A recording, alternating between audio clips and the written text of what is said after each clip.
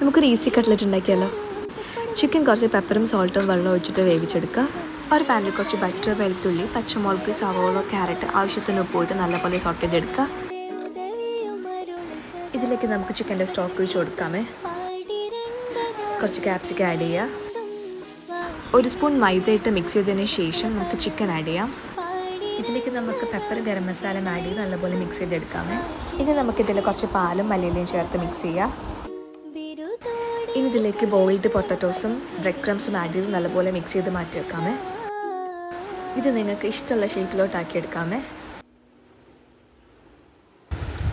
ഇതിന് നമുക്ക് മൈദ ബാറ്ററിലും bread ക്രംസിലും coat ചെയ്തിട്ട് മാറ്റി വെക്കാമേ. നല്ല ചൂടെണ്ണയിൽ കുറച്ചായിട്ട് ഫ്രൈ ചെയ്തെടുക്കാമേ.